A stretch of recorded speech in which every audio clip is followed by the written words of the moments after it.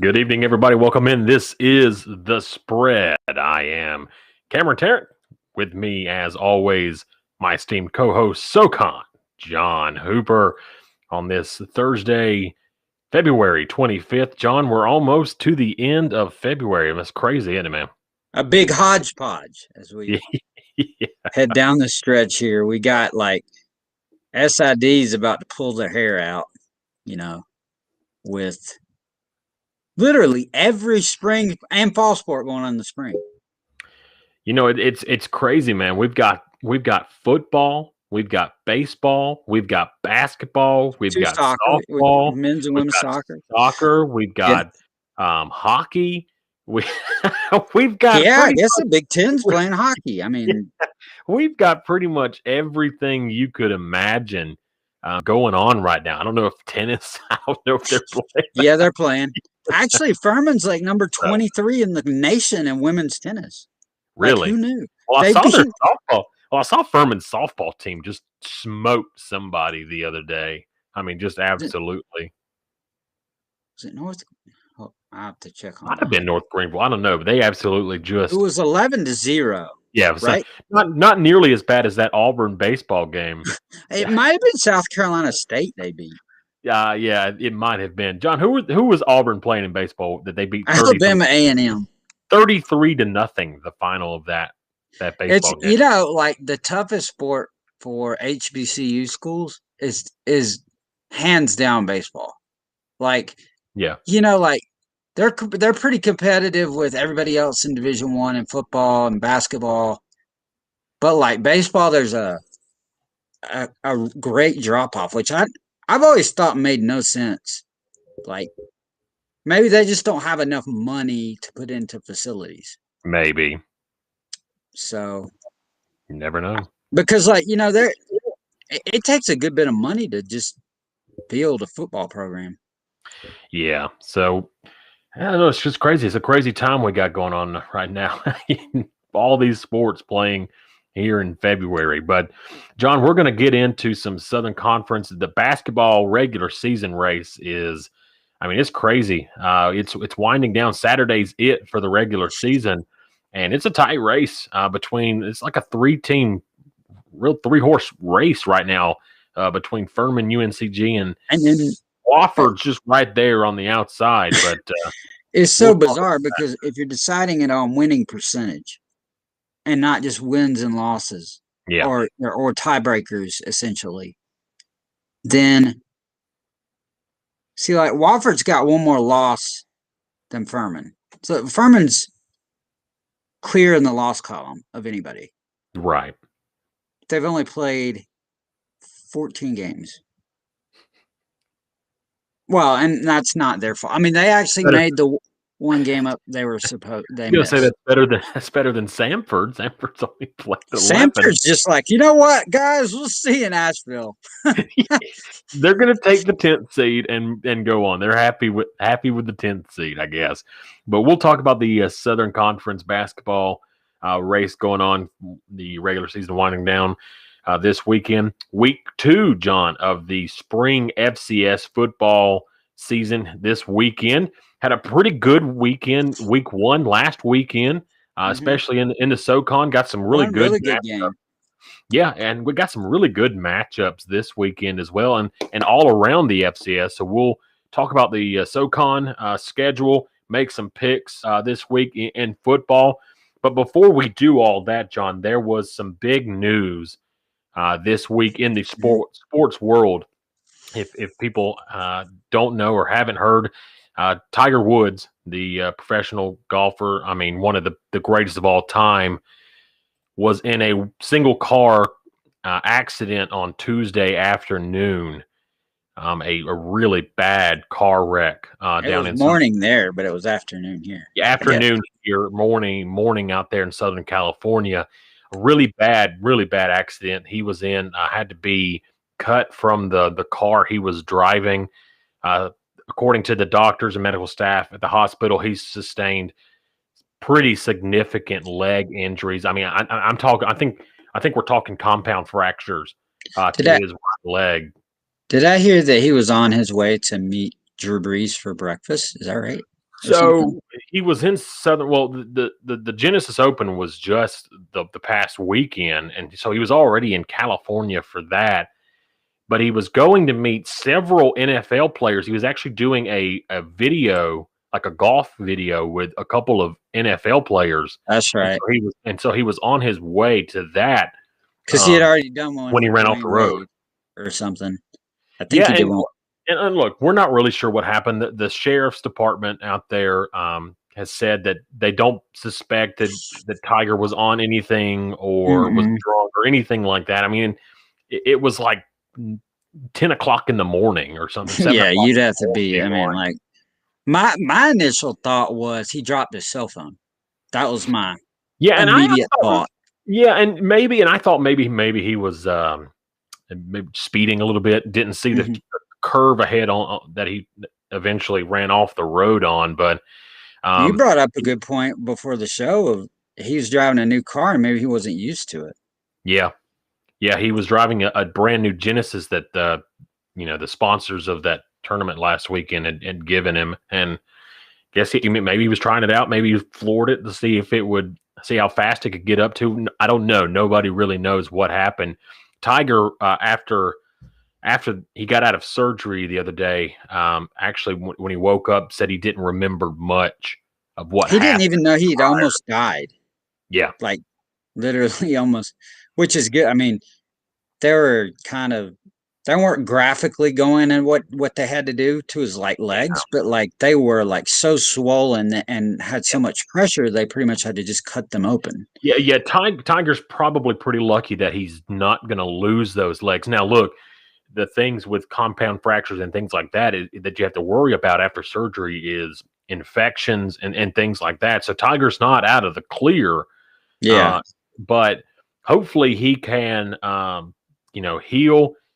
John, you brought up an interesting point before the show. We were talking about it. You think he's done, and there's a lot of people out there in the sports world that think that this is it. That the last time that this will be not the last time we'll see Tiger Woods, but his professional golfing days are done. Maybe we've seen guys come back from bad compound injuries before, but to sustain that, plus all of the back injuries and surgeries as he's had to have, maybe you're right. Maybe he is done after this. And look, Tiger, even today, he put out a statement, was talking with his doctors and some of his close friends and stuff, and he's sort of coming to the realization, I think, that maybe he does not have the ability, and maybe he won't be able to play again because of this. So we'll see. I wish him all the best, honestly. Yeah, I'm sure he's at this point. I mean, I know if it is he doesn't play golf anymore, I'm sure that's heartbreaking. But at the same time, I'm sure he's happy to be alive. Yes, and still be able to be with his kids and everything like that. So if he's not able to play, John, we both think that he'll stick around in the golf world, doing something, being maybe an ambassador, being on the board of directors for the PGA, doing something. He'll be out there, I feel like. But I wonder if he had an idea of how much longer he was going to play anyway.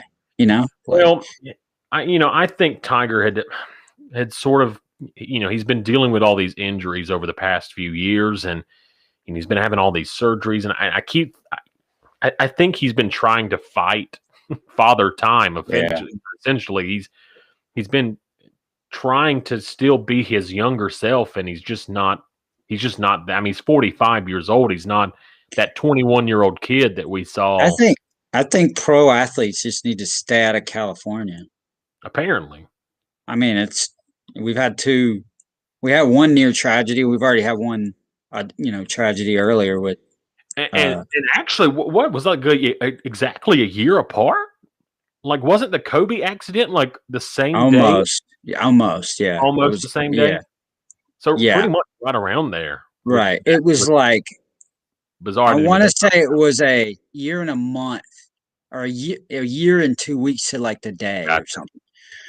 Crazy. But absolutely crazy. But wish Tiger all the best. Hope he can get back out there, and if not play, at least be able. Look, he's going to have a hard time. It's going to be a long road of rehabilitation just to be able to get him back up on his feet and walking again after the injuries that he sustained. So I think everybody is, after what happened with Kobe. I mean, just that he's okay. Like, the golf is like so secondary, but like, you'll think about that in, a few months when he's not playing in events. Yeah. I kind of look like we almost had it. Like, you remember the near tragedy we had in NASCAR? Who was it that wrecked last year that had a really serious accident? Do you remember that? I don't remember, but I'm almost shocked that guy survived. Well, remember, John, we're not far removed from the 10-year or the 20-year anniversary of the Earnhardt accident at Daytona. Right. I mean, it's just been like, I feel like it's been a not only a weirder than year, and as far as like playing sports, but like just the magnitude of athlete that has been affected by things away from the field, away from their field or court or whatever. So hopefully Tiger can get back, but we wish him all the best and hope he can fully recover, or at least recover well enough from this injury. All right, John, I wanted to touch on that just a little bit, but let's dive into the Southern Conference basketball hodgepodge that is SoCon basketball. We'll kind of recap what we've seen over the last day or so. A big upset on last night, John, with Western Carolina pulling off. I wonder how many 21-point dogs on the road this year have actually won by 1 point. Probably. Probably not many. Probably just they were a 21-point underdog. Yeah. That's crazy. I mean, even that's a conference game. That's not like, some like team this, I don't know, like Chicago State or something. They would probably be like somebody bad, but like not even though Western hadn't had the best of seasons, 21 points is a lot of points. And look, they were able to pull it off somehow, John. We've been laughing. The stat sheet does not make any sense for this game. I mean, you look at the box score and UNCG, you would think by just looking at the box score that UNCG would have won this game. There's some weird parallels here that go along with this. Okay, so if you'll look back to last year, on the final day of the regular season, I'd have to pull it up, but East Tennessee State played Western Carolina and Furman played the Citadel. Furman beats the Citadel. Western Carolina is leading by 4 points with like 30 seconds left. And ETSU won because like Patrick Good scored like, I think it was 24 points in the final 7 minutes. He had 8 threes. And they were down by 19 at one point in that game. It's just like, the complete. And then Western has the opportunity again this year. It's not the final game, but it still involves Furman as far as like the standings go. Right. And they went like on the road this time. They beat the team in first. I just find that interesting that it was the same type of game. Same type of situation, Western. And they lost by 1 last year to the eventual conference champion, and they won by the team in first place by 1 point this year. Yeah. What I just find fascinating, though, about this game, like I said, UNCG pretty much dominated every aspect except for shooting the ball. Western. One thing you have to do well in basketball is shoot.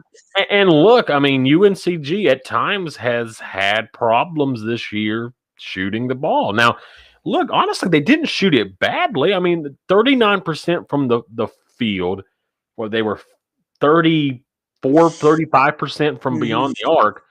But when the team you're playing is shooting 50%, like... Yeah, you better make some hay. It's hard to beat.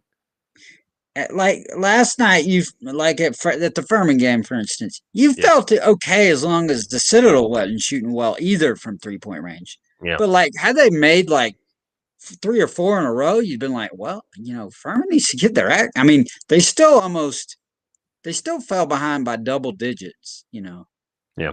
But it wasn't like you ever felt like, you know, they're gonna shoot like 68% in the second half, I mean, which is weird because Citadel has actually the capability more to do that.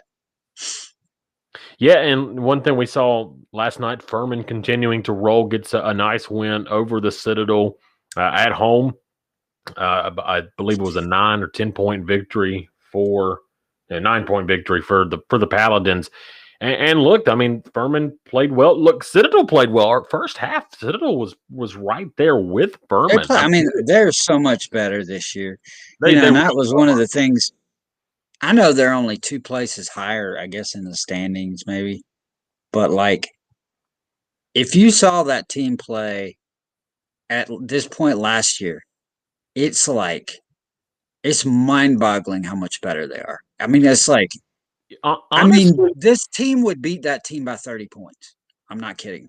Yeah, and honestly, this Citadel team might make some. They're dangerous, man. They might cause some issues for somebody in the tournament coming up next week. Especially look at Hayden Brown is every bit. They list him at maybe 6'5".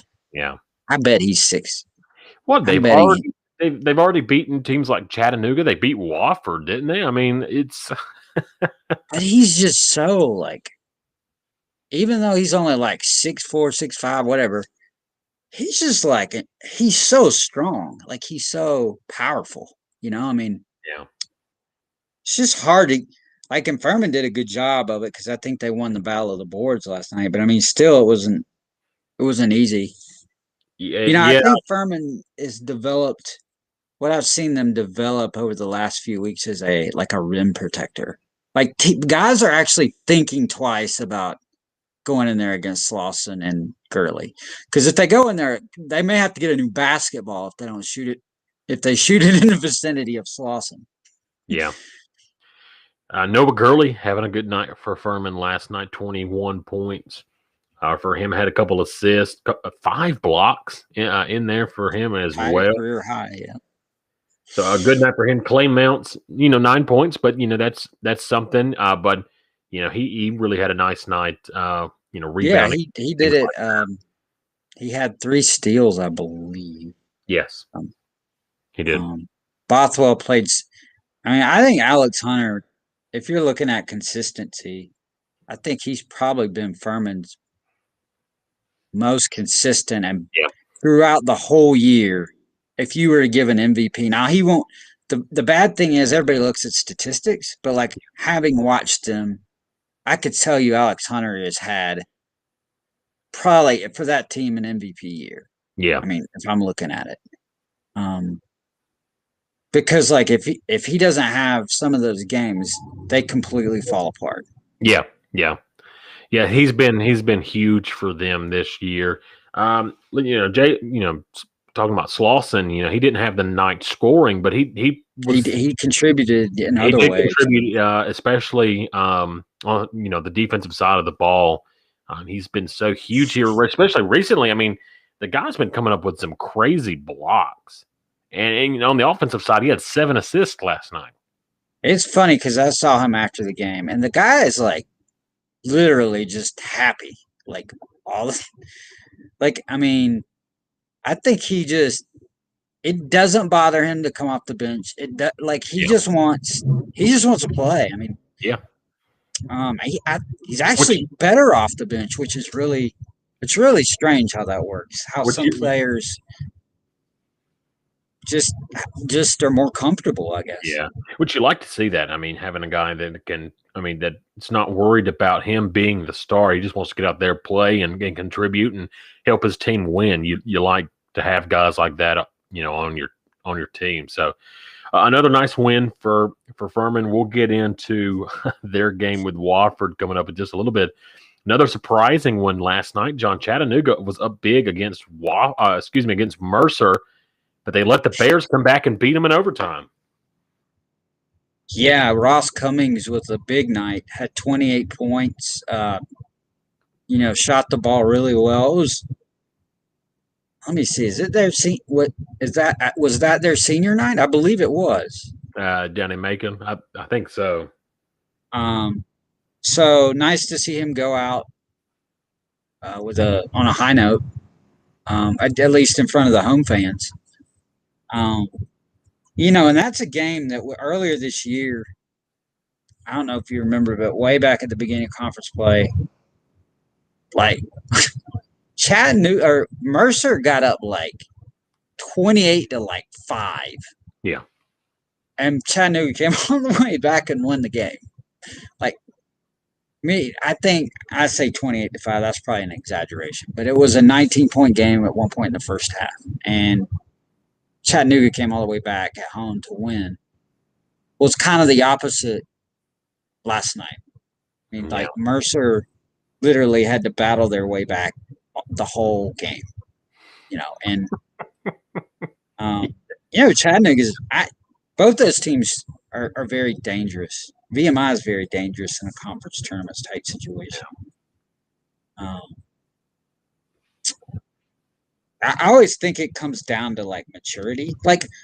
I've seen enough of these now, and you can not only say that for SoCon, but any mid-major. I think it shows up more in mid-majors because you don't have a lot of maturity when it's one and done at the bigger schools. But when you have a lot of guys that have started close to 250 games to collectively or whatever, that pays off.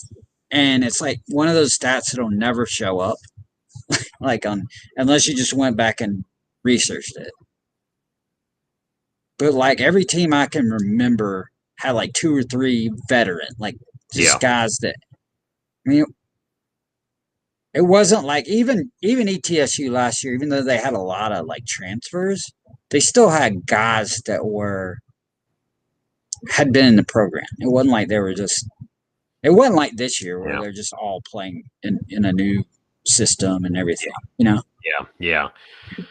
It's going to be an interesting race down the stretch, John. There's about a 3-team race for the 1 seed. And look, and there's 30 different scenarios. There really are. It's going to be a crazy, down the stretch. Saturday is it as the final of the regular season, and a couple of games to really watch is the UNCG ETSU game, and then obviously the Furman and Wofford game.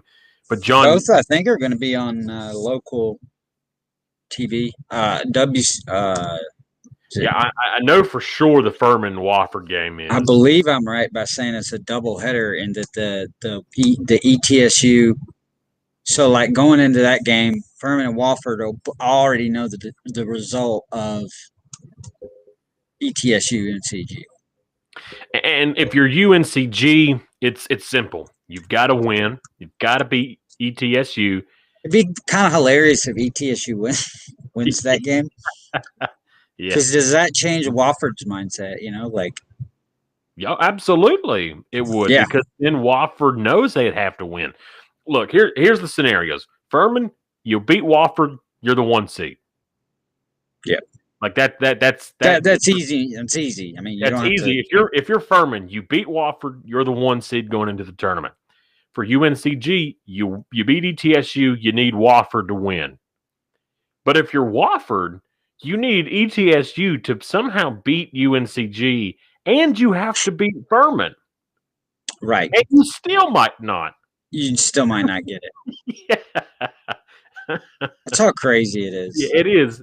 It is. But I mean, it's a fitting. I would say, a lot of people are saying it's unfair, but isn't it kind of a fitting way to end the year like this? Yeah.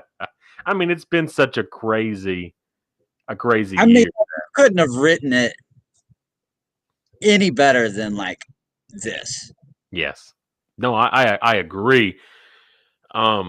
John, what I'm gonna make you prognosticate just a little bit. What happened Saturday?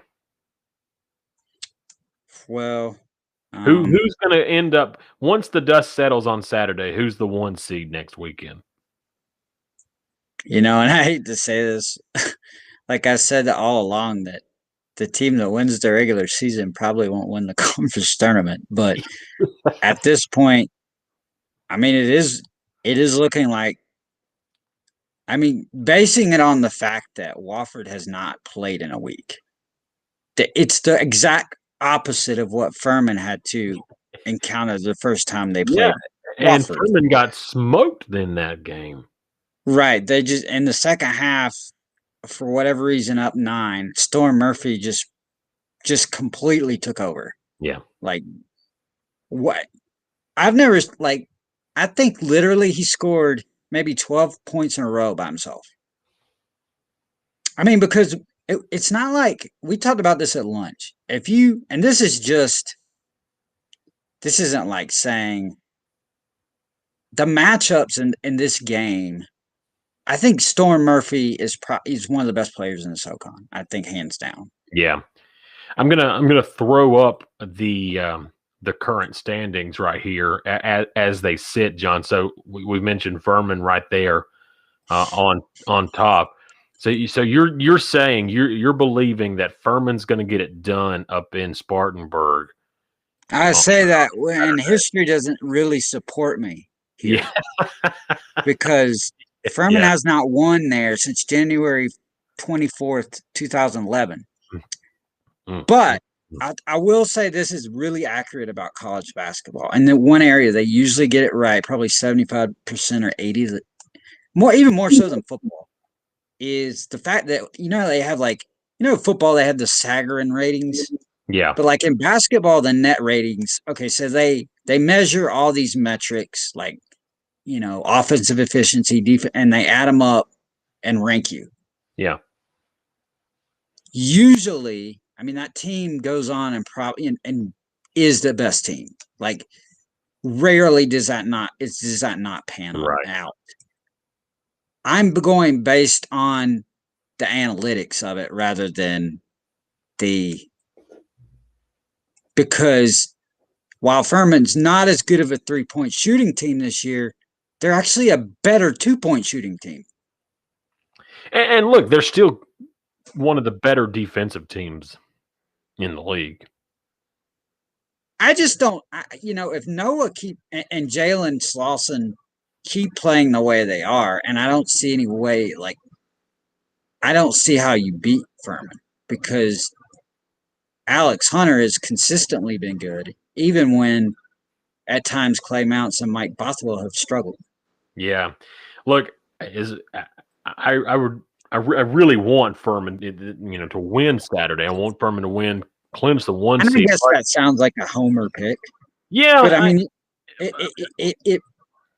but I'm looking at it from the way Furman's been. They're playing similar to how Wofford was playing in the initial matchup. I know they had lost to VMI, but they had beat ETSU earlier in the week, which was a really good win. I just have a weird feeling, though. Furman's never had much success going up to Spartanburg. At least I don't feel like recently. So you feel for sure that Furman's just going to win the tournament then? Well, I definitely think that's more of a possibility. As much as I think Furman does, and as much as I think, see what ESPN. Do we have an ESPN doesn't have a power? No, I don't know. What would shock me though, John, is if UNCG does lose. That would shock me. No, look, nothing. Wow, well, but they're playing at arguably. I mean, ETSU is very, very talented. So and I'm not taking anything away, but with so much on the line now, one of those teams is going to win. Yeah, you're probably right about that. Either UNCG is going to win, or Wofford, yeah. But I have a hard time believing both of them are going to win. And if they do, And there's a situation where both of those, Wofford and UNCG, could and Furman could still end up winning it by not winning. Yeah. Yeah, I know. It makes a lot of sense. But. Yeah. It's a weird year for sure. But and it's been a tough year. Let's give the SoCon credit for even putting, like, if you've seen some of, like, the CAA's been shut down since like December, or like teams just are like habitually to getting COVID. Well, I feel like, outside of Samford and VMI, the league's done pretty good, but you have Samford that I feel like hasn't It's played. like they're rolling around in it down there in Birmingham. I mean, like, I know they're not, but I mean, it's like, when was the last time Samford? Okay, when was the last time Samford played a game? Well, they played Furman and then went on a 2-week vacation again. It's been almost 10 days, and they only had 7 players dressed for that game. Because a couple of them already still had COVID. Like, the thing I don't understand is, and I was talking about this with somebody, my friend, today on the phone. I said, well, I thought once you got COVID, that like you were immune to it for like 4 months. Like, it's like different players getting it. I mean, like, what's happening with Samford? We need to do an investigation. Yeah. Well, because maybe it's not even COVID. Maybe it can, like, the test can test you. Well, I just found out, like, if you have some kind of cold, you also test positive for COVID later, years on down the road. I really enjoyed Wofford fans on social media today. Just good reading, isn't it? Just absolutely having a meltdown at the fact that Wofford really does not have much of a shot at being the 1 seed. They actually have less of a shot than UNCG does, which makes no sense. Yeah. I mean, you would think in a normal season, you'd say it would be like a de facto championship game, a winner of Furman Wofford, But I mean, it's still enough to make you play the game. I mean, you can't fake COVID or anything. Like, and we were joking about it, John. If Furman wanted to, they could be like, "Sorry, we got COVID. We can't play Saturday. We'll just." I'm not saying that ethically that would be that's not. I don't think any coach would actually say that. I don't think they would do that. But you can't tell me that thought has not entered the mind of any coach because of what the tournament means. Yeah. And I know it has. That's why we said at the beginning of the show, I'm pretty sure Samford has just resigned themselves to taking the 10th seed, and they're fine with that. Let's just get to the tournament. They don't need to play. They're down there in the Saban bubble down there in Alabama. They don't need to play any more regular season games. They're just going to wait for the Seriously, didn't Saban have it twice during the year? Well, I don't think he had it the first time. I think that was a false. Oh. Remember. See, like, and that's the other thing we don't know is how many. The only reason Furman knew it was a false positive is because they kept continuously testing. You have to, like, to know, or get some kind of medical. But, like, when you test positive, a lot of people just assume you're positive, and it's not a false positive. Right. But the one good thing the SoCon has done, and I'm not sure how many leagues, but they test 3 times a week. So that actually might be as much as like the ACC and other conferences. Right, exactly. So it's going to be an exciting finish to the regular season in the Southern Conference. Basketball season. Just a week away from the tournament. Hey, in Chattanooga and ETSU, they're going to end up playing a 3rd time because they're both locked into whichever the 4th or 5th seed. So Chattanooga might be like ruining the 2. They're going to play Saturday and then possibly play what, second round in? No, they're going to play they'll be locked into the quarterfinal matchup. Okay. At like, I want to say it's like 2:30, but like one of them can finish like 4th or 5th, but they can't finish above 4th or below 5th.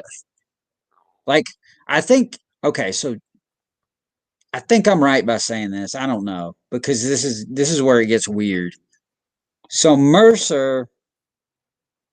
Mercer wins, Look at that. Pull that up from okay. So Mercer. All right, I'm gonna throw this up here. All right, let's see. I'm gonna throw up the standings. Mercer wins. See, but like Chattanooga's game's already been postponed, right? With VMI, yeah. Okay, so Chattanooga can't finish lower than 5th. They're locked. I mean, they can't finish lower than where they. Even with a Mercer win, yeah, because Mercer had 8 losses to 7. So yeah, you're right.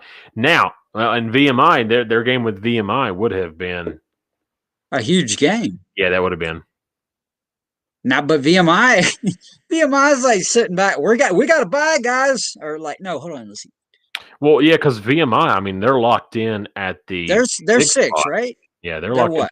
They're locked in at the 6th spot. No, they're 7th spot. They're locked in at the 7th spot. Whoa.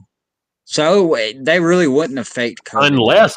Unless Mercer loses. If Mercer loses, that probably would bounce them up to the 6th spot. I mean, heck, the way this whole thing's working out, Western could actually end up as the 6th. I'm just kidding.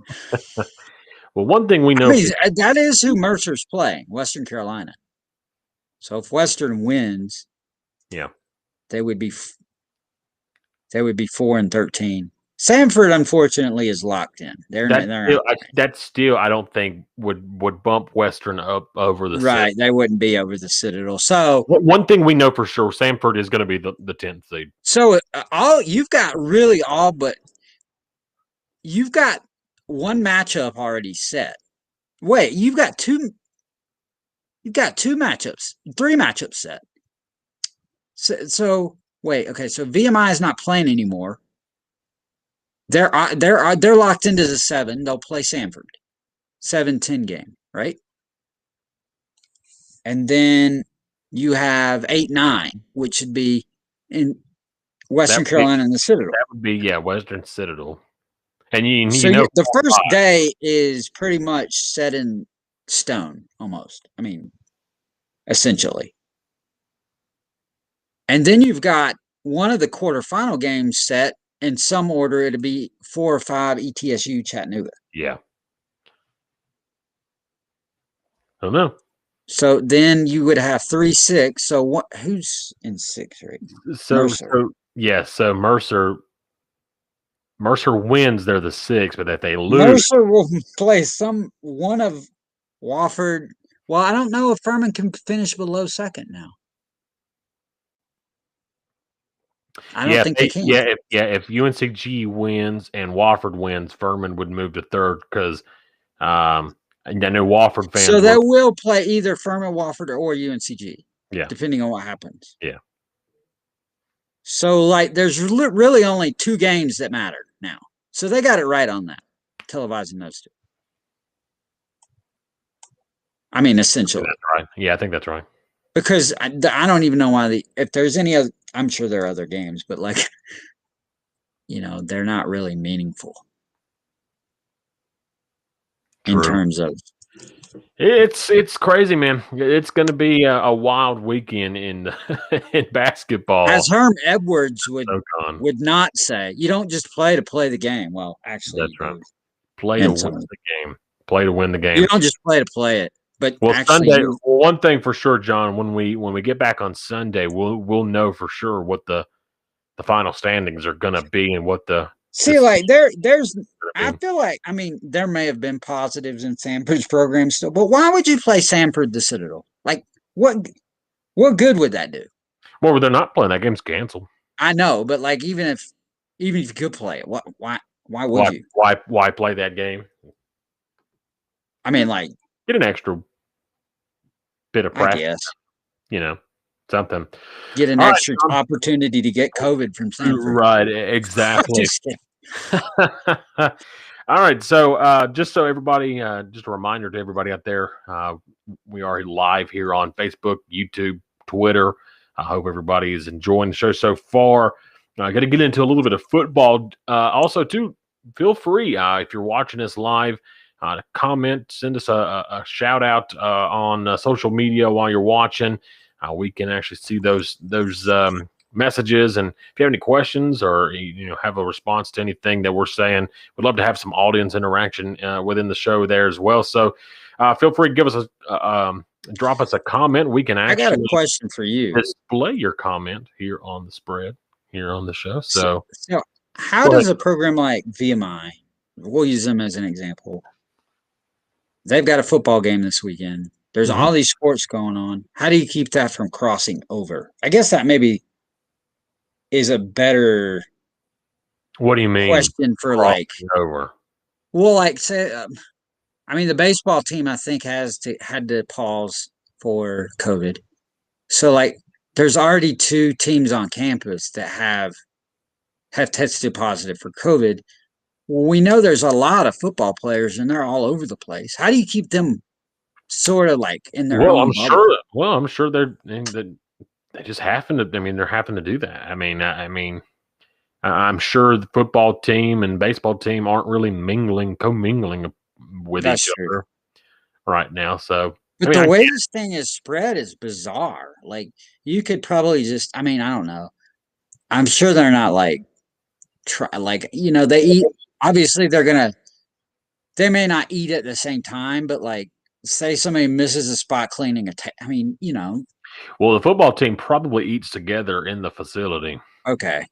Yeah, you're probably right. I'm assuming, you probably spend all your entire day with those guys. Yeah, that's true. To keep from, and I would imagine you don't have to have a team meeting. You could do essentially what we're doing. Yeah. With your position groups until you go out to you can't Zoom practice, obviously. No, but you could have meetings. You could do a lot of that stuff where you don't have to, you take less of a chance. Yeah. All right, John, let's get into the second week here of the FCS spring season, SoCon week 2 here in the football season. And we've got some good ones on the slate this week, John. We had a pretty good first weekend. Last weekend had a couple of good games. There were a couple of big wins by a couple of teams, but some there was some good games. The ETSU Samford game was really good. I'll even say Mercer Wofford for the first half was a pretty intriguing matchup. I was impressed by Mercer's improvement on defense. Yeah. They've definitely gotten better on that side of the ball. But John, we'll start with the first game up on the slate for Saturday. It's the Terriers headed over, I should say, to Chattanooga. It's the Mocs season opener. They were supposed to play VMI last week, but that game got canceled several weeks ago. So they are going to play this one. Yep. And granted, I know Coach Rusty Wright is. I think I understand why he's upset about it, because they wanted to play in the fall. I get that. I think, but the other thing that I think there was a lot of folks that I know Clay Hendricks wanted to play in the fall. It wasn't like they didn't want to play. It was just there's no way to do it because the NCAA made the testing so hard that it was almost impossible. Well, look, here's the thing I don't understand, and with Rusty Wright is, I understand the frustration of wanting to play in the fall. I'm sure all of the coaches, the other 8 coaches in the league, wanted to play a full fall schedule. At the same time, just be grateful you're getting to play a season at all this year. Here's what I don't understand. How does Rusty Wright value that fall season as more important than this spring season? Right. Because he'll have some players that will be playing their last football for the Mocs this spring.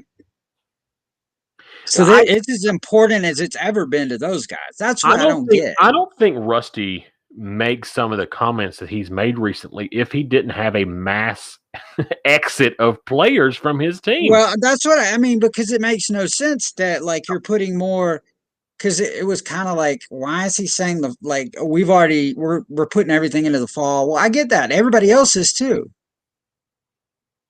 But I think he's trying, it's sort of a smoke screen for the fact that Bryce Nunley is not coming back, their best receiver.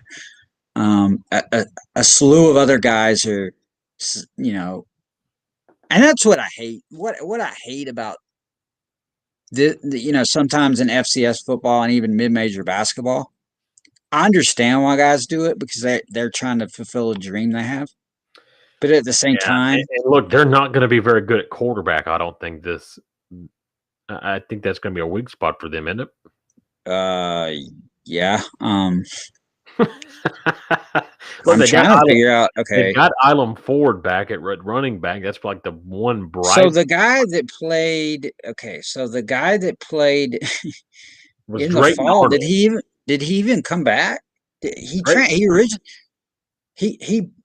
transferred in from Old Dominion, I think. And I don't know if he's still there or not. I want to say that he left. I mean, so like they literally, I don't know if they have, leave. The funny thing about it is their quarterback might be, if I'm thinking right about this, Copeland, who was like the quarterback in 2017. He was freshman of the year in the SoCon. Cole Copeland. I don't know. I'm scrolling down their game notes right now. I'm pretty sure Drayton Arnold's no longer with them, but he was going to be the guy. I mean, I could be wrong. Okay, so all right, I'm looking. I was looking to see who they have on roster. So Cole Copeland is a junior now, and he was freshman of the year. But they still have Drayton Arnold. He's listed. Yeah, I was going to say he's still showing up there on the. I don't understand why on the depth chart it's. Oh, wait, what? When did he play? Oh, okay, I got it now. Chattanooga played Tennessee. Okay, I got you. For a minute there, I was trying to do the math on that, but I think that whole dynamic. The weird thing, if you look at their quarterbacks, Copeland, look at his. He was freshman of the year already. Yeah. 6'4", 205. He's a pretty big guy. I mean, that's kind of a prototypical size for a quarterback. And he's already been freshman of the year. Yeah. I think he starts Saturday. You think so? Over Arnold, who played against Western Kentucky. Because I think Cole Copeland the reason they might start Arnold though is because it's featuring Ilum Ford. The dynamics of the team changed when Bryce Nunley left. Because I'm trying to think of who their receiving threat would be. I guess McKinnon, maybe Kenor McKinnon. Their tight end's really good. Chris James, who also plays quarterback. I don't know. It's going to be interesting to see because Chattanooga was supposed to be really good coming into this season. I think Ilum Ford's one of the best. Yeah, he's the one, I think, big bright spot for them. But I don't know how good they're going to be now with all the issues and players leaving. And they're very talented. And you remember was they had like that assistant coach that said some things on. Yeah, that was the offense. Was it offense? Was it the offensive line coach? It was one of the line coaches. Yeah, he made like some tweets or something, and they let him. I mean, go. like what person? That guy should be in any like higher education job. Yeah. If he thought that was like some good idea, yeah. I'm sure he won't be now, but no, not anymore. But yeah, it's been a weird thing. And look, Wofford's coming off a nice win against Mercer last week, in which they really played well defensively. I think Wofford is very good defensively. Yeah, and look, offensively they played well too. I mean, I was a little bit. I'm still a little bit surprised that Wyrick started, but I don't know. Maybe he was just. Maybe he's just the best guy. I mean, he played well. What he had through 173. I know he's a good quarterback. I'm just. I guess maybe I was You're I'd surprised already he just started. assumed that Peyton Derrick would be the starter. Yeah. Yeah, well, I assume that he'll probably still be at quarterback. I think so. Here's my thing. I think Wofford and Furman probably. It's a hot take here. Might have two of the best defenses in the country that no one knows about right now in FCS football. Yeah. Because I think Wofford's defense. I mean, I'm not saying this is no knock on their offense. It's just they returned so much experience on defense. I mean, their defensive line with Mason is one of the best in the league. Yeah, absolutely. So we got this one, John, and then we at 1:00 we get a battle between teams coming off losses last week. Western Carolina just got absolutely obliterated by Furman last week. But hey, they beat UNC Greensboro in basketball. They can at least hang their hats on that. And then Samford coming off a tough loss in which they gave up a 14-point lead to ETSU and let the Bucks come back and win that one. What the thing is, I kind of thought that might happen to Western, but I was a little bit surprised with an experienced quarterback, and you get a lead like that. Yeah. Which, I mean, and granted, I think the world of the program at Samford and what they've been able to do with the players they've had come through there. Yeah. I'm just not sure that they've had so much talent. Like when they had Devlin Hodges, they were so much better, but like the results didn't prove it. Like how much more talented they were than the next team. Yeah. And that's why I say that like maybe Chris Hatcher's seat's getting a little bit warm at Samford. Because to me, for the talent they have on that football team, they haven't turned that over into what they should have turned it over into. That's just my opinion. But it still can seem. And look, I thought maybe that they're in the first quarter. They're up because Oladokin was like a 3 or 4 star recruit at South Florida. Well, he's a very good. I was watching the game. It was first quarter. It's 14-0 Samford. The offense looked, pretty unstoppable there in the first quarter. I thought for sure the offense would just continue to keep rolling. But Billy Taylor. But I'll give credit to that ETSU defense is very, very good, and they made some good adjustments there after the first quarter. I think Billy Taylor is one of the best defensive coordinators in FCS football. Well, and what happened, what I was, sort of shocked with, and I guess I shouldn't have been, is, look, first quarter, I thought the Samford defense played pretty well. I thought they looked very good. I thought they looked a lot better than they did a year ago. And then sort of saw that old last year. They realized that. And then the thing that shocked me was ETSU found an offense. Like in football, it's a lot easier to tell what adjustments are made than and sometimes in basketball, you can see out of a timeout, they'll jump you a different defense or something. Yeah. But ordinarily in football, one team makes an adjustment to something the other one's doing, and then the other guy can't respond to it. Like it felt like Samford never was able to figure out ETSU's defense after the second quarter. It's like they just could not make any adjustments after that. So I don't know, man. I don't know what to think about this game. I almost want to say they put it, and I don't know. I saw bits and pieces of it, but I almost want to say they made Oladokin throw it to try and beat them. Because early on, he was having a lot of. Samford doesn't. Even you go back to last year, they didn't have much of a run game. Mm-hmm. But what they did was they took away Oladokin's ability to run it, that completely shut down Samford's offense. Yeah. I don't know whether I didn't see enough of it to know, and I probably don't even know enough of it to know whether they put a spy on him or what adjustment they made. But something happened because he wasn't getting any yards. I do know that, like running the ball. Yeah, I don't know. I don't know what to think of it. This game's going to be a battle. And look, Western Carolina, I thought with the kid coming down from Penn might spark a little bit of the offense, and that just, I mean, look, granted they were going up against the best defense I think in the league. Yeah, last week, but I still wasn't impressed with that kid.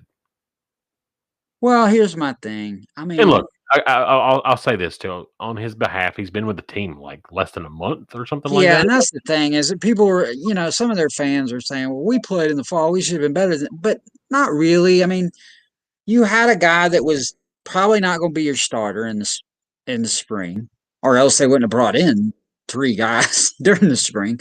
Yeah. So even though they played some of their, it benefited, I think, like the defensive line and maybe somewhat the offensive line, although it didn't seem like the offensive line benefited much. But some of those reps it benefited, but as a whole, the offense was nowhere near as efficient as maybe it was in the fall with a more experienced starter and Will Jones. But Will Jones doesn't give them enough of the characteristics that Mark Spear likes in that fast-paced spread offense. It's going to be one to watch. Can either offense really get going in this game? Because look, it's not a battle of defenses. I'll tell you that much. There's going to be some points put on the board. Yeah, in Birmingham. This one's going to be a high-scoring one because neither team has a defense. That'd be a very good game. I mean, yeah, I don't know. Like I saw somebody does lines on these. Somebody did a line. I don't know how to find it, but I did see the line for the Furman game. Now I'll see if I can. Let me see if I can pull up, see if there is a line on this game. But what I was going to say is this might be Western's best shot at winning a game this spring. I didn't even think about that. Well, no, I think.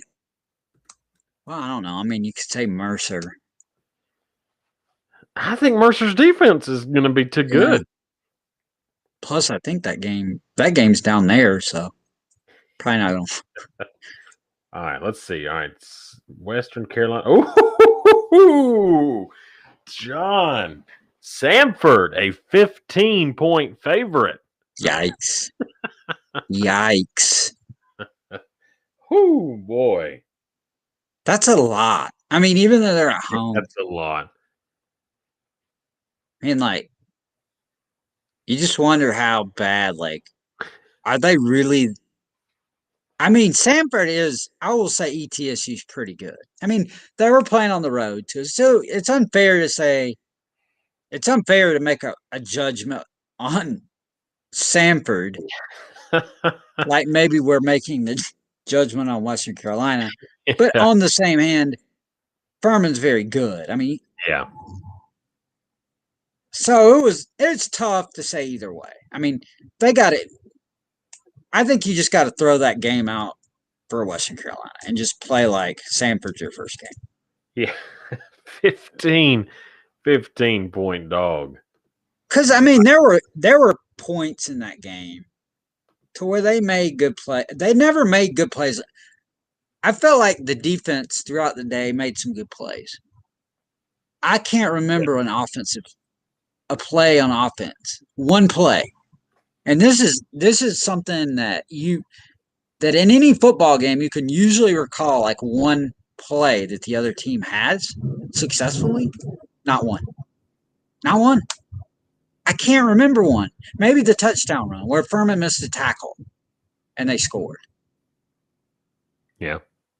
Which is like one of the few mistakes. Defensively, they made some plays. Yes, the sack, the interceptions, those are both really good plays. Those were things to build off of. Yeah. So, and maybe it's more of a positive considering where Western's defense came from. And look, Oladokin already he's thrown 2 interceptions, threw 2 interceptions in that game versus ETSU. So if Western can make some mistakes, maybe Western. I mean, they did get a little bit of pressure on Sisson at times. Yeah, they did. Sisson got He got. destroyed on one of those. I don't know who missed that assignment, but like they're lucky that Yeah, Sisson that guy is. was coming free and fast. That was like a cat blitz, and he just got destroyed. Sisson, like I know he's a. I mean, like I don't see how you don't say like a bad word right there. Like I would. He probably didn't know where he was when he got up off the ground. Because as fast as that guy was running, it probably like would have made Billy Graham almost cuss, like. So speaking of light flashing before your eyes. Speaking of Furman, they take their first trip on the road this year. They head up to Lexington, Virginia, take on the Keydets as the Keydets get set for their season opener against the Paladins. The Keydets were supposed to play Chattanooga last week, but that didn't work out. So we get our first look at VMI this week, John. VMI is a very good football team. If you look at what they have returning, I think 7 on offense, 6 on defense. Defense was obviously the area of improvement. What I'm interested to see is they have the best returning quarterback, one of the best quarterbacks in FCS football. Yeah, Reese Udinski. What I'm interested to see is how different their offense will be without Alex Ramsey. That's going to be key because look, that was a 1-2 punch offensively last year. They could beat you running it and throwing it. I don't know if they're going to have that. It's going to be all on Udinski and you now. I almost wonder how Furman's preparing for that because they really don't have an idea of how VMI is going to be different. Well, if I'm Furman, I'm going to make VMI try to beat me by running the ball. Don't let Udinski beat me. Make VMI prove that they can run the ball. Well, and one thing about the Western Carolina game is it's essentially like Furman didn't have I feel like there's a whole lot in Dwayne Vaughn's back pocket that he didn't go to on Saturday as far as like blitzes and where they bring guys from. And understandably so, VMI is a very good football team. They didn't want to show – it's not like they're playing Mars Hill next week or this week or somebody, And look, let's go back to last year, John. They did a good job of maintaining the pass game with Udinski. I mean, yeah, he threw for over 200 yards, but he had 1 touchdown and 2 interceptions.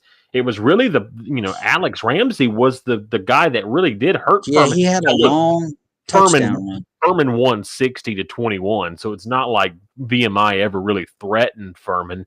But Alex Ramsey, who's no longer there, he had 150 yards at halftime and had 30. He had like the best performance for the team. So if I'm VMI, I'm a little worried. Honestly, I would have liked to have had that Chattanooga game to have played to at least because Furman was the first team that I felt like made Udinski look human. Like, yeah.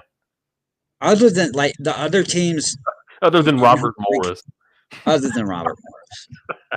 which how they lost to them, that might be more baffling than how Western Carolina beat UNC Greensboro in basketball.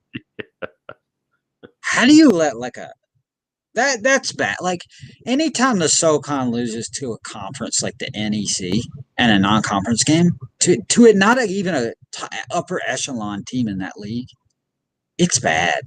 Yeah, that's not good.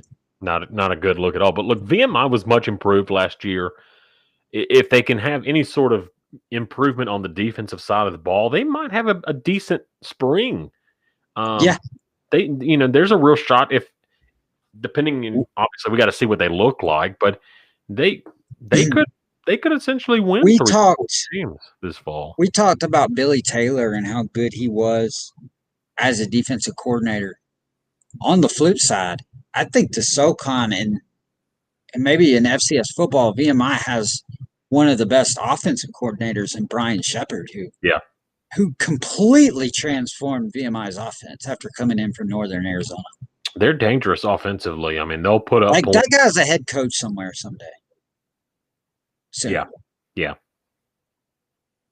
So, therefore, and the job that Scott Wackingham has done, I thought the area that they really struggled against Furman, it wasn't really offensively. I mean, Furman did play a very good defensive game, but it was like I felt like Furman could could kind of just do what they wanted to at the line of scrimmage on offense. And that was kind of VMI the ability to, I don't think they had but like 13 sacks the whole year last year. They didn't have the ability to get pressure like most teams in the league did. Yeah, they're going to have to do something defensively different this year. John, and then the one I'm really, really intrigued about is the Citadel at Mercer. Interesting stat here, John. Both teams, they combined went 0-7 in the fall of 2020, which not great. Did the SoCon win a game in the fall? No. So it was like 0-11, I think, or something. But you would have thought somewhere in there. I honestly thought Mercer would beat Abilene Christian. They probably should have. Chattanooga should have beaten Western Kentucky, and the Citadel was this close. The Citadel was that close to knocking off Army. You think Bryce Nunley would have stayed if that touchdown counted? Probably. I think that. We need to go ask Barstool Mox on Twitter. Yeah.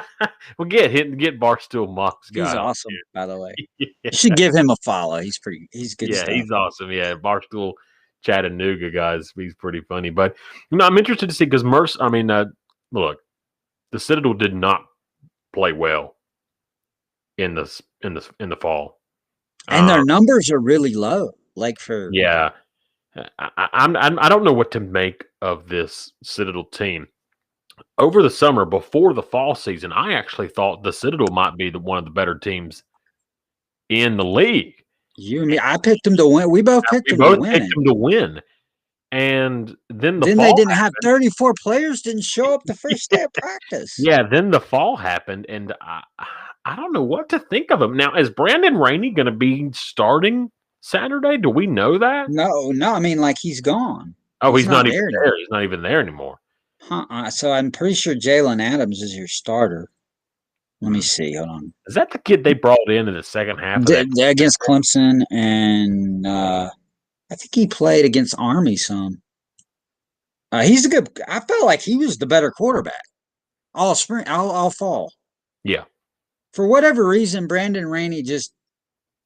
Maybe it's because he didn't have Dante Smith and some of the other guys at running back, but like he just didn't seem the same. I mean, something was different than it was, say, a few months earlier when he was running all over Furman and everybody, had such a good season. I don't know. Like maybe. I think it was sort of, and I don't want to say it, I think it was sort of a letdown for him.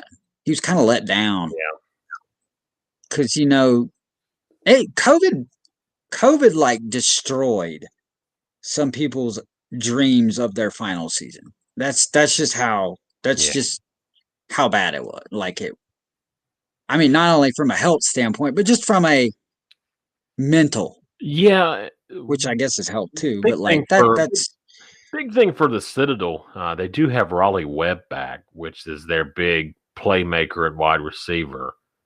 So I mean, that's one of the fastest. Yeah. So that's good. Yeah, he's good. I mean, if they can find a way to get him the ball. Their running back situation, Alex Ramsey had moved down there, didn't play at all in the fall, and then has left the Citadel. He completely opted out. Like he left. What happened to him? Yeah, well, we don't really know much about their running back situation down there right now either. So, well, and like I flipped on the Eastern Kentucky game, and they had a couple of guys that I recognized, and then like several that like I didn't like. They were freshmen that I didn't recognize right offhand. But like Clay Harris is their veteran. He's back. Yeah. He's a very proven running back, and I guess you pronounce it Njoku, the A back, one of the A backs, and now he's pretty good. Like I watched him; he ran the ball well. I think it was Eastern Kentucky against them. There were a few things that any SoCon team did well, Western or Citadel against Eastern Kentucky in the fall, which is a little bit of a shocker, but I think when you flip over to the other side of the ball, this is the Citadel. We've already talked about Furman and Wofford defensively, but I really think the Citadel has a very good mix of players and veterans on defense. Honestly, it's going to be weird to say, but I think that the Citadel's defense might be their saving grace this year. Yeah, they're going to win any games in this spring season. I feel like it's going to be because of their defense. Because of Willie Eubanks the third. And now look, if they who's a legit NFL talent. Yeah. If they can get some pressure on Mercer, and force Mercer to throw the ball, shut down the running game there for the Bears, I think that's going to be key for the Citadel in trying to win. I think Mercer's defense is much improved, so I'll be interested to see how they play and how the Citadel's offense does up against that Mercer defense. Because look, Mercer I felt like did a good job against the run with Wofford for much of the game. Here's one of the things I do know about like Drew Cronick since he was at Furman for a year. So like his playbook is so like just diverse. Yeah. Like literally they have, I mean, this is an exaggeration, 500 formations, but like you can't obviously run all those formations. Furman had to condense that.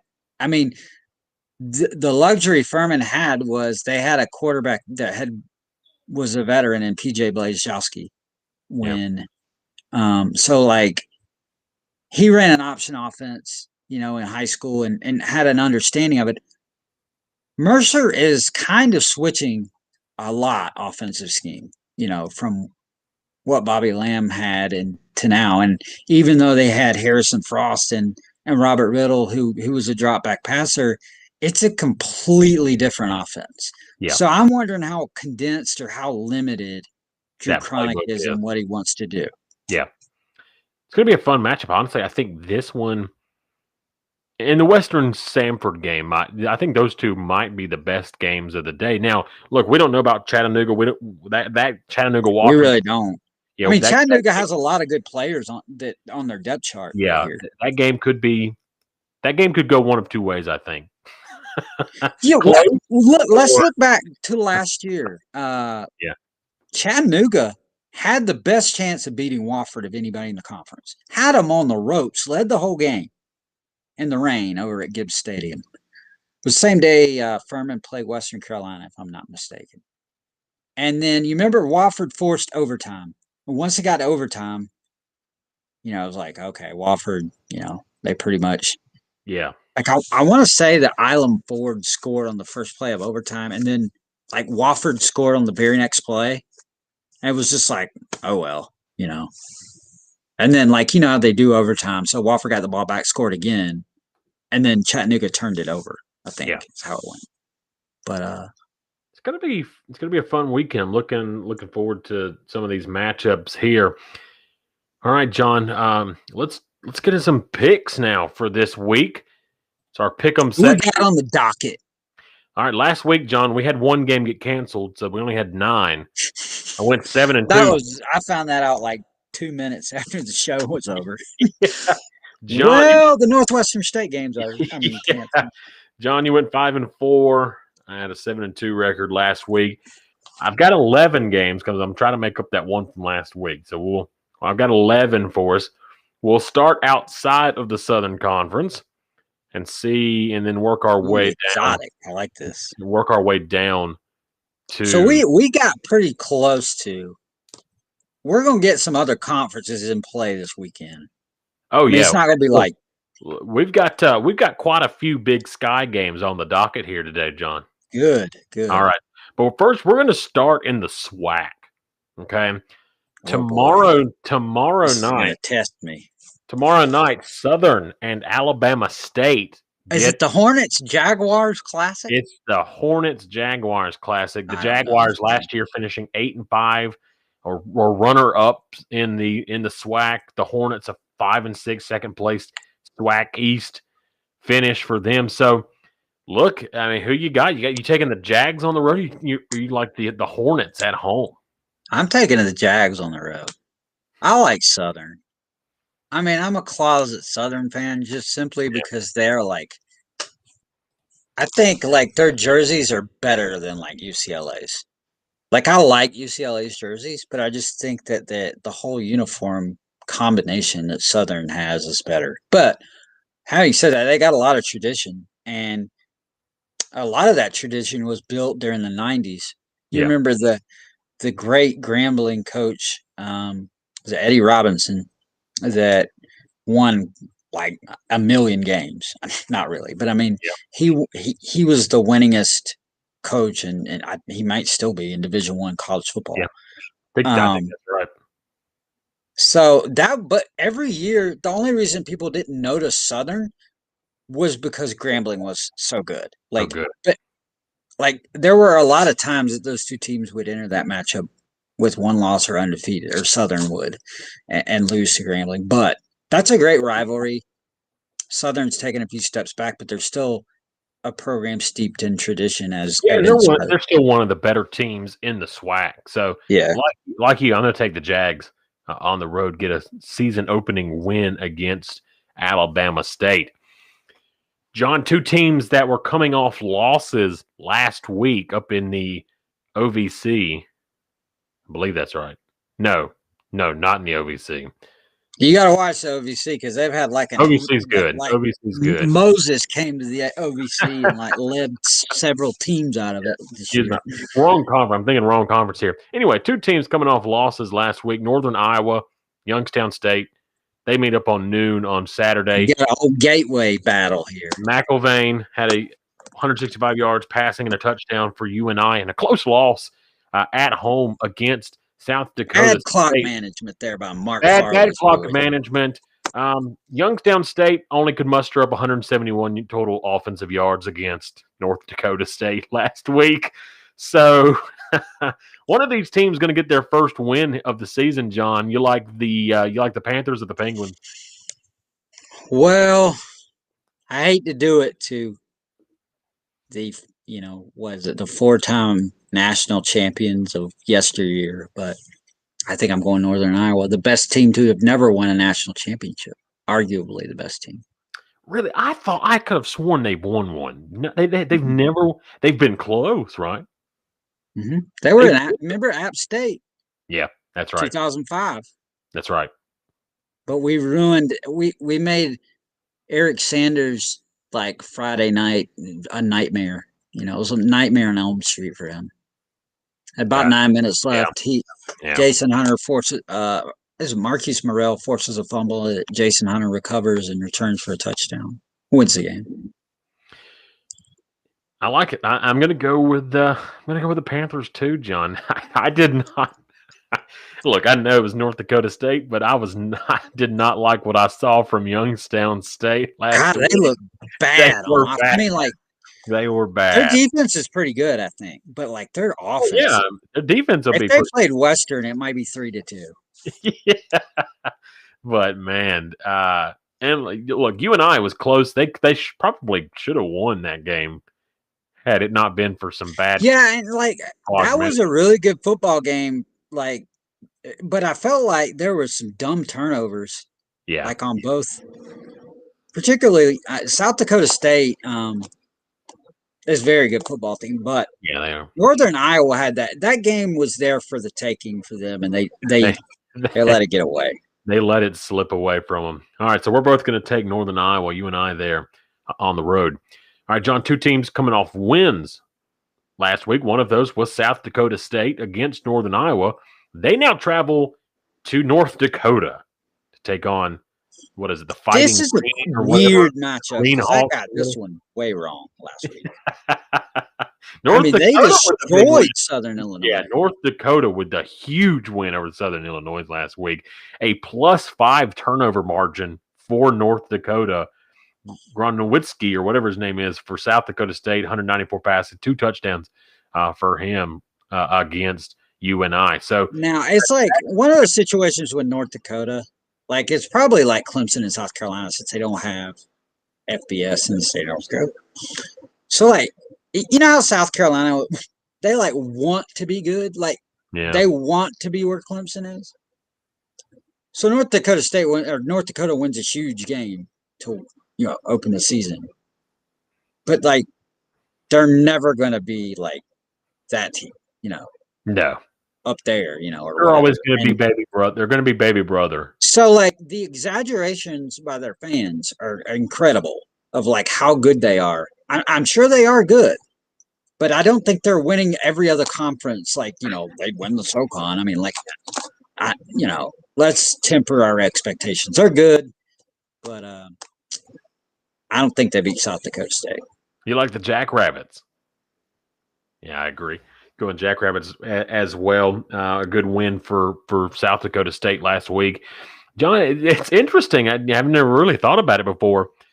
But so you got the two Dakotas, but both of the state schools, so South Dakota State and North Dakota State, are better than South Dakota and North Dakota. You want to know what the rivalry game? I think we might have talked about this between North Dakota State and South Dakota State is. Is it the marker? No. Yes, the Dakota marker. The Dakota it's like marker. A property stake. Pretty cool. Stone. It's a big FCS. We got to have a show where we talk about the FCS rivalries. The whole game down. What was it? Northwestern State and somebody that played for the 7-foot Indian. The wooden statue. Isn't that Sam Houston? Yes. I believe it is. It's Chief Mankato or whatever.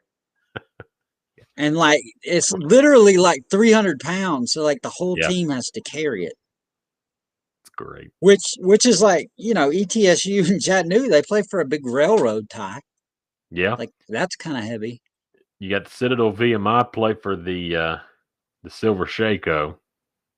Yeah, there's some good rivalry trophies. Telling you, man, really, Wofford and Furman need to play for a traffic cone.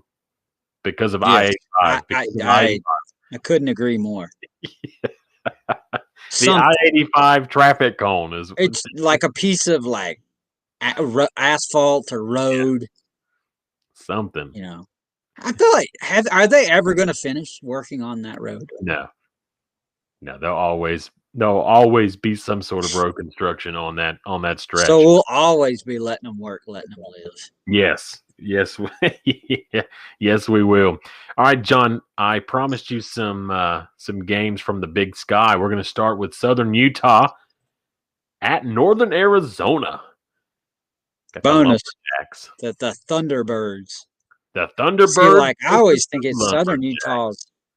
I always hope they play like, and they may be in the same. I don't know. In basketball, I want to say they a few years ago played IUPUI Fort Wayne, which their mascot is the Mastodons. So you got the Thunder. They're like mythical. You could have a whole mythical bird tournament if you could somehow work Elon into it. Phoenix. I mean, the Thunderbirds like this thing that like Native Americans say they saw, and like it's like bigger than pterodactyl or something. I don't know. Have you ever heard that story? It's not an actual bird.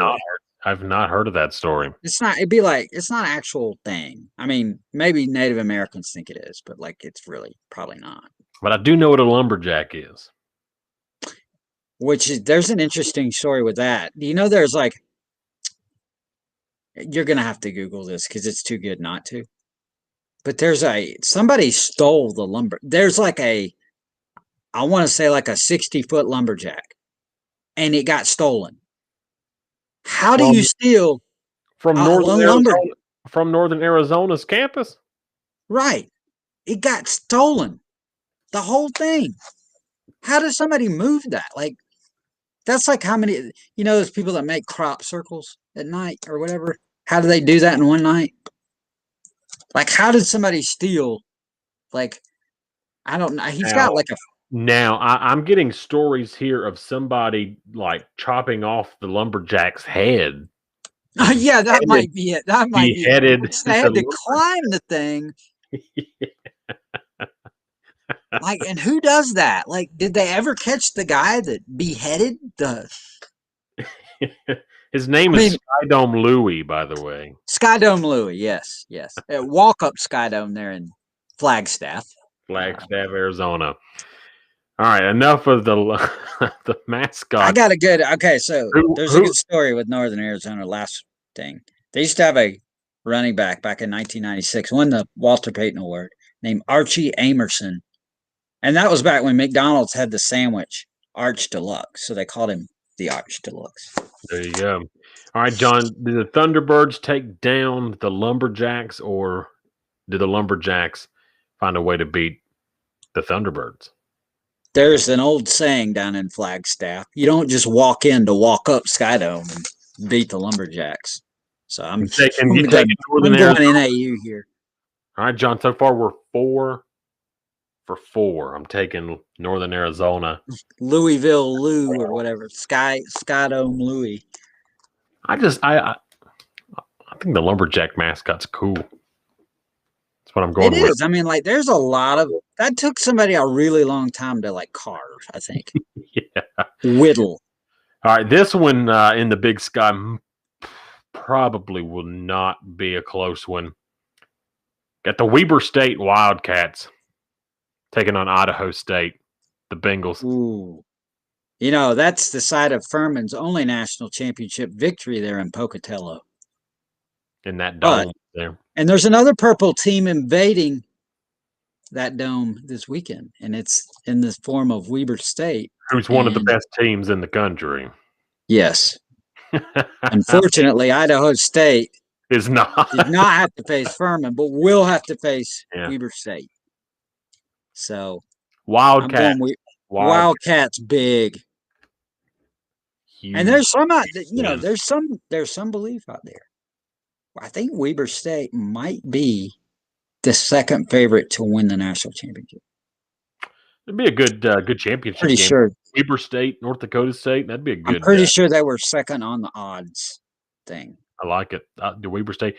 I believe you told me a story one time. Weber State holds like the biggest comeback in NCAA history. Weber State, Nevada, the largest comeback in like FCS history, and it happened. I believe it was I want to say it was a playoff game, but it was like Nevada Arena. Yes, but like there's probably 4 records that came from that game. Like total yards, like I mean, it's like an astronomical number. I mean, it's just almost if I gotta pull it up. I gotta figure out how to pull it up because I mean that could make a show right there in and of itself. It's 1990, I believe. Is it 1990? Nevada versus Weber State. Here we go. Just 1991. Okay, 91. Just they rallied from a 35-point deficit in the second half. In the fourth quarter, right? And won 55-49. Ridiculous. No. We've got that wrong, John. This says Nevada won the game. Well, Nevada came from behind, not Weber State. Weber State back then had a very good quarterback by the name of Jamie Martin, I believe. And he was the first winner of the Walter Payton Award. That is correct. And what it made it, they were a very good football team, but like Nevada, see, like the year before, Furman had like a 21-3 lead on them. They came back in a similar fashion to knock Furman out of the playoffs. Yeah. So that always struck me as interesting. And there was just such a bizarre, like you don't hear that, 35 points. It's crazy to overcome. Yeah. So I doubt Idaho State will do anything like that on Saturday. All right, sticking in the Big Sky, actually staying within the same state of Idaho, the Vandals moved down from FBS. Play host to Eastern Washington. The Vandals and the Eags. I kind of wish this game was on the red.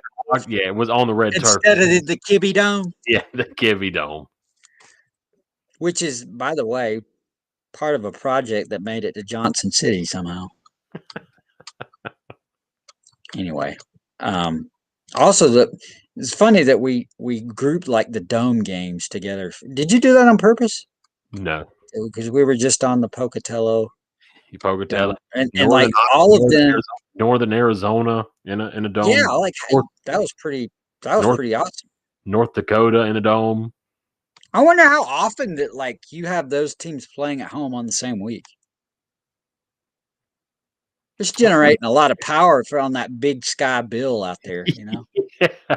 Well, I mean, it's February, John. You don't want to be. Those teams aren't in Texas this week. Well, yeah, I was gonna say it's February up in Idaho and such, so you don't want to be playing in 3 feet of snow. So gotta have it indoors. I don't know.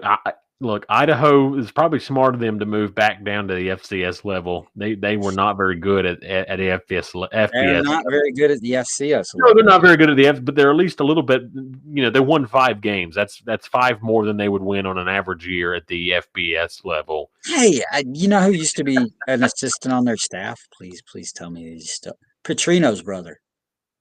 Really? Yes, there's an interesting connection there. Nice.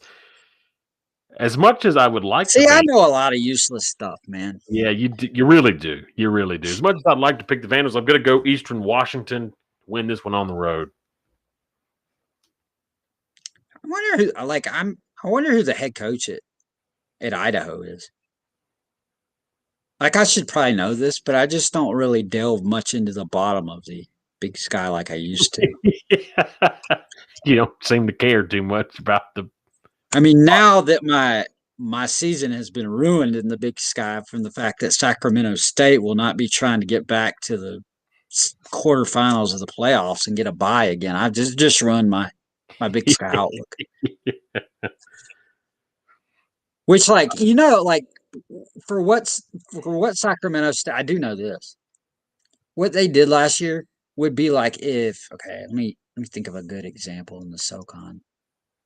I'd almost be like VMI essentially getting a bye in the playoffs. It's what Sacramento State. They're like awful.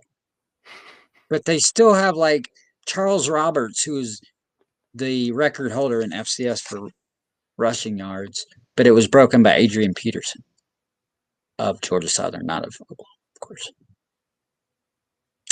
That's another story for another day.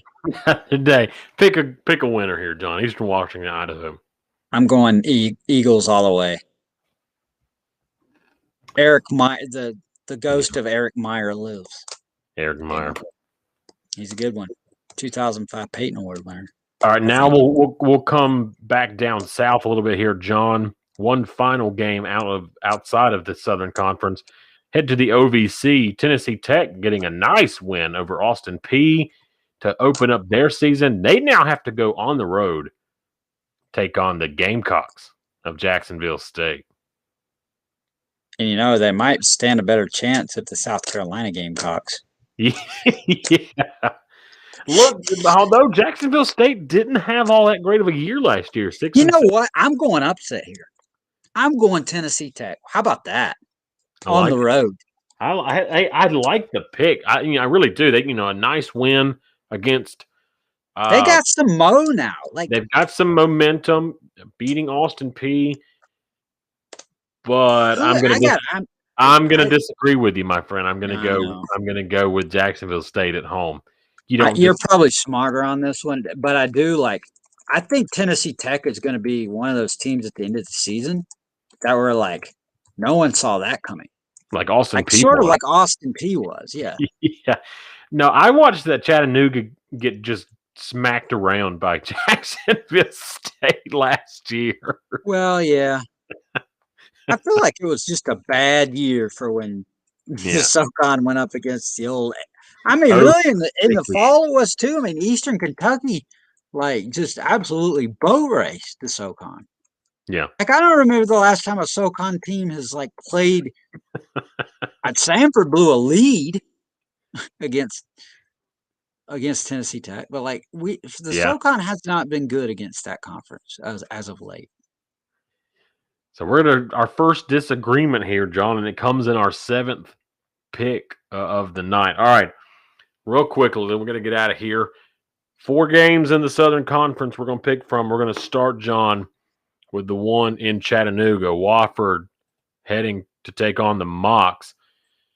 The Mocs lost their 1 game to Western Kentucky back in the fall. This will be their first game in the spring season. Wofford a big win last week. Can Chattanooga find a way to win their opener? No. Yeah. Going Wofford on the road. I don't think it'll be like a blowout or anything. I think it'll be a pretty good football game. I just think Wofford's better. I don't know, man. I really don't. Wow, you're gonna go chat here, huh? No. I'm picking Wofford.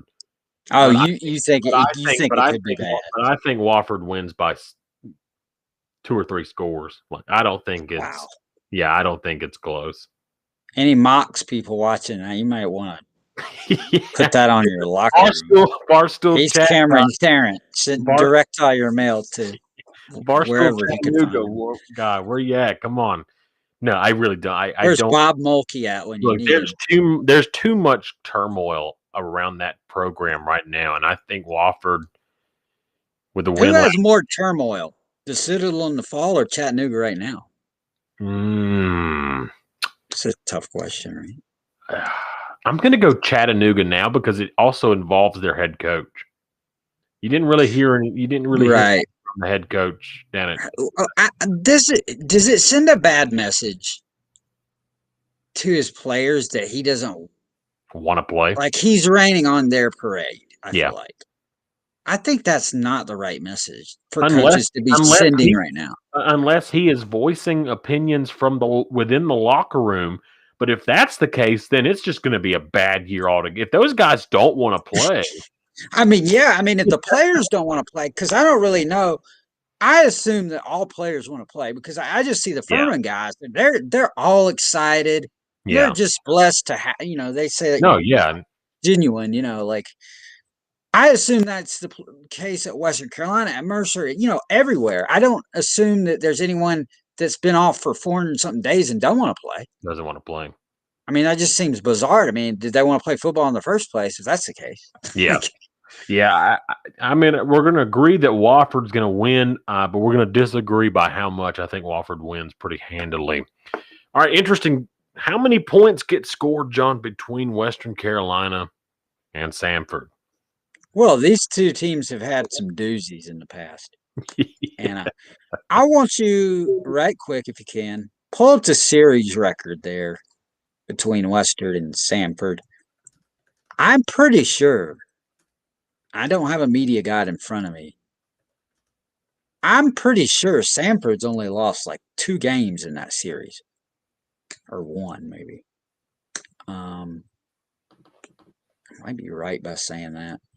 And the one of those losses came back like, I think it was 2015 or 14 or 15.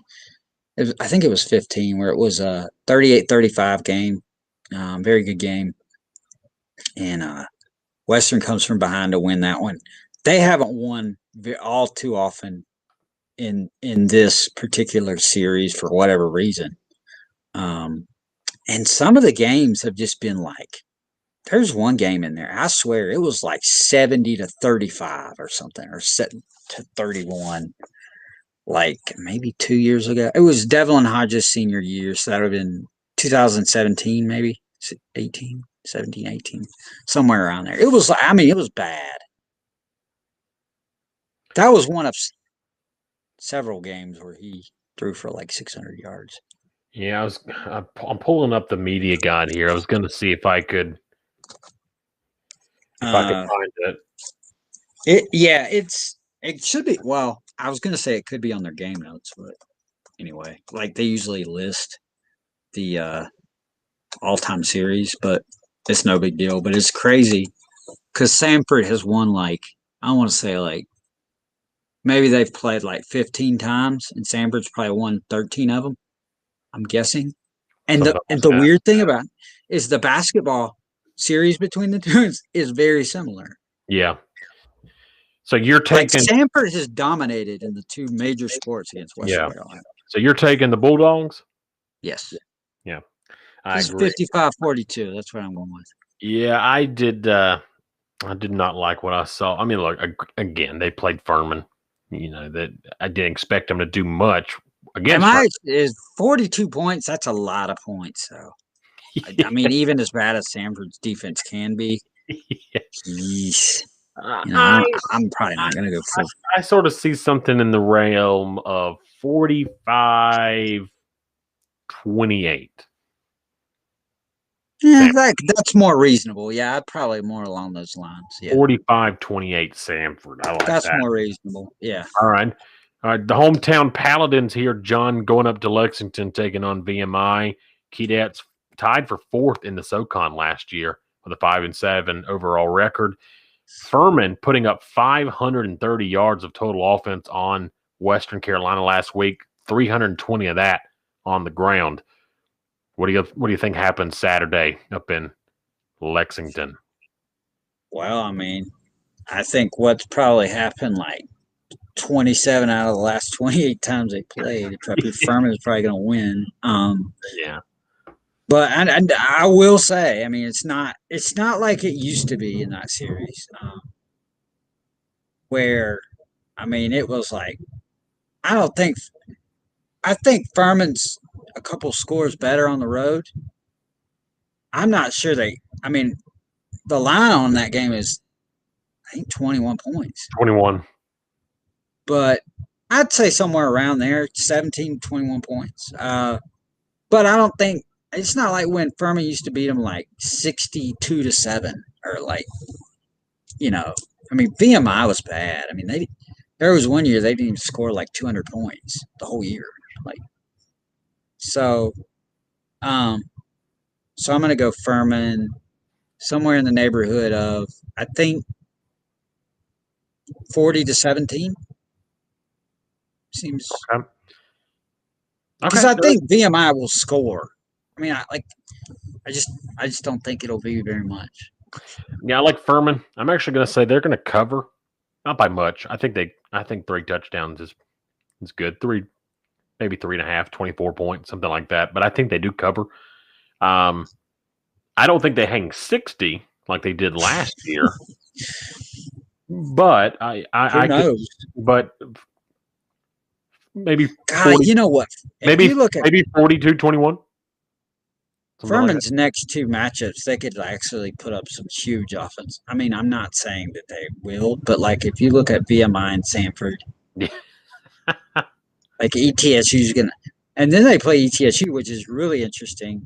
Yeah, to see how they'll break, because I think ETSU always has one of the best defenses because of their coordinator. And they played. I mean, they were one of the few teams defensively that really, that had Furman's number. But yeah, I'm going to go Furman. We're both going to go Furman on the road. And then final one, John. It's the Citadel making their spring debut. Went 0-4 in the fall. They travel to Macon. Mercer, a tough loss against Wofford, but I do think they're a little bit better than they were last year. Ward on the defensive side, one of the best players for that Mercer defense, had a pretty nice day against Wofford. Note right here, John, the Citadel had a minus 98 point margin in the fall. Wow, that's steep. Yeah. That's what playing Clemson, South Florida, and well, I mean, they kept it close against Army. The bizarre one is Eastern Kentucky. Like, they beat them as bad as anybody. Yeah. Destroyed them in their only home game. Yeah. That's one of those days you don't want to be AD if you're at the Citadel. Like, I think his name's Mike Capaccio. It's probably not a good day for him. Not happy with that one. As bad as they played this fall, I'm going to take the Citadel. I don't know what's tougher, to figure out how somebody's going to win the Southern Conference in basketball, or telling you who's going to win this game. But like you, I'm going to go reluctantly so. Well, no, wait. Mercer's tough to beat at home in anything. I'm going to go Mercer in upset. How about that? I like it. Hey, we haven't disagreed on many. Because Drew Cronick, I gotta give my former Furman coach a vote of confidence. Yeah, still a little bit of that Furman Citadel rivalry. I'm gonna go the old Furman ties there. I like it, man. I do. I like it. So that's going to be it for the show tonight. It's going to be a good weekend of basketball, good weekend of football ahead of us, John. Looking forward to Sunday night. We'll get back, recap everything. We'll know in SoCon basketball what the tournament's going to look like, who the seeds are going to be, where everything. Whether we're able to explain it or not, it's a different thing. Yeah. We'll know more of that, and then we'll we've had 2 weeks under our belt in the spring football season. So looking forward to Sunday. It's going to be a heck of a weekend. Yeah, it is. I mean, it's COVID championship chase, in both basketball and football. I think, the winner at this point is no cancellations. That's yes. Let's get them all played, and I agree. And you would think with going forward, it's getting better as long as some kind of bizarre like Amazonian coronavirus doesn't pop up somewhere again or whatever, a variant or whatever. Yeah. As long as we can keep that under control, I think it's only going to get better. And eventually they'll be able to let fans back in. And Roy Cooper actually said yesterday they're allowing a very limited amount of. I don't know what the SoCon if they're changing their rule on no fans or no tickets sold, but like the door is open if they want to. Yeah. To sell some tickets. I hope so. I hope they do change that.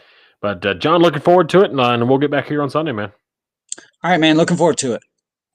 For SoCon John Hooper, I'm Cameron Tarrant. This has been The Spread.